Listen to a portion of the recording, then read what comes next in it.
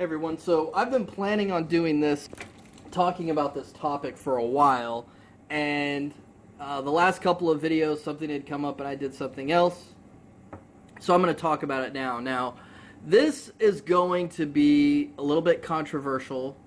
However, anybody that knows anything about me or has followed me for any amount of time knows that I have no problem being controversial, and it doesn't matter if that's in my political views or my film criticism or whatever it is that I do. I tell you the world as I see it, and I really don't care if you don't see it the way that I see it.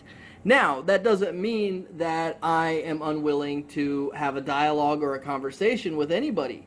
I am perfectly willing to talk about something, and if the way I see something is incorrect, and you can convince me of that, I'm not above changing my beliefs or my opinions. However, very rarely has anyone ever been able to come up with any kind of a good argument at all to convince me to change any of my beliefs. And that goes with movie reviews as well as political beliefs and stuff of that nature. Like I said, this is the world the way I see it. And today we're going to talk about socialism.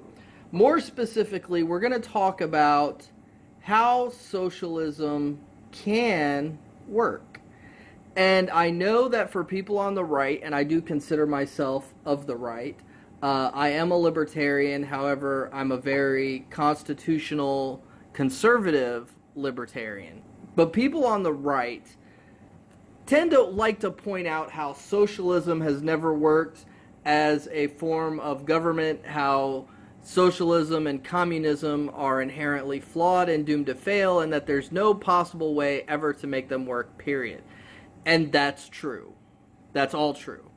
As a form of government, socialism is bad. It's cancer. Look at Venezuela, look at the USSR, look at Cuba, look at anywhere. Anywhere it's ever been tried, it's bad.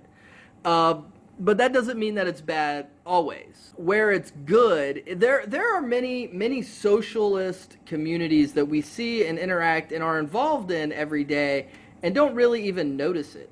The most natural being the structure of family. A family is a socialist unit. You have the mom and the dad who make the money and own all the property. They are, in this family unit, they're the government. They have all the property, they have all the money, and then you have the people who are the children and any dependents in the family. Now, when you're a baby, you can't do anything. You can't do anything for yourself. And so you're taken care of. Your needs are met. Your parents will feed you, they'll clothe you, they'll change your diaper. Everything that you need is given to you. And then as you get a little bit older, when you're old enough to start cleaning your room, you're expected to clean your room. When you're old enough to do the dishes or mow the lawn, you start having these chores, and that's how you contribute. And a family unit really, no matter how much you are able to contribute, your needs will always be met by the family. The family will always make sure that you're fed, clothed, have a roof over your head, have electricity, go to school, that all of your needs are met, and you are then, as a child, expected to contribute what you can. That is the definition of Marxist socialism. From each according to his ability, to each according to his need. It is also very, very, very possible for a group of people to live in an area, to share in the work, and to also share in the rewards of living in this community.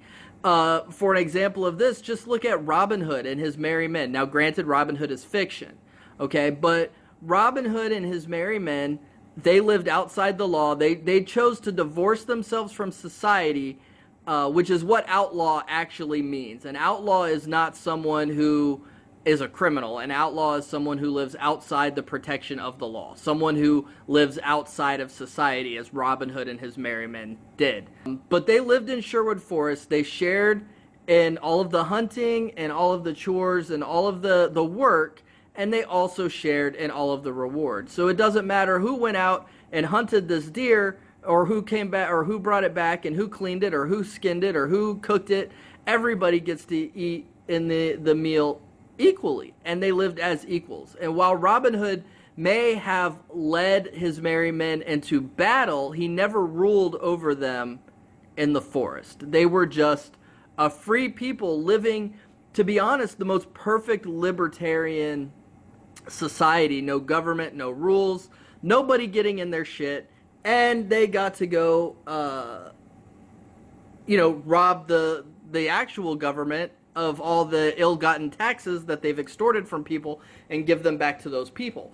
So, I mean, Robin Hood and his merry men were very much a libertarian socialist society. And that's the key. The key here is for socialism to work, it has to be voluntary. Socialism will never, ever, ever, ever, ever work as a form of government because it's being forced on people that don't want it. And if people don't want it, they're not going to cooperate. When people do want it, when they enter into a socialist community or a socialist agreement voluntarily, they will cooperate because it's something that all parties involved want. And this is something that that Rand Paul and a lot of the more conservative or libertarian members of Congress and the Senate are trying to push for real, actual healthcare reform. They want not just to open up the markets to competition, but they also want to be able to let private groups enter into their own socialist medical agreements by being able to buy group insurance. Right now, you can't do that. Right now, you can't get you and 10 of your closest buddies to all come in and form a group and get insurance for the entire group, but you should be able to do that.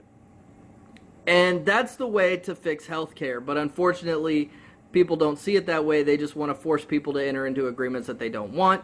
And that's what never works. That's where you get into the part where this is all going to fall apart and we're going to end up like goddamn Cuba. Okay, it's when the force happens. Anything that's voluntary obviously is going to be for the good because people are entering into it on a voluntary basis. Now, once you leave outside the confines of your protected little voluntary socialist community, obviously you've got the real world to deal with. But inside your little bubble, socialism could absolutely work as long as it's voluntary and as long as no one's being forced and as long as all members of the community agree to all the terms. So that was all I had for you today. Leave your comments in the comment section below, and thank you for listening and have a nice day.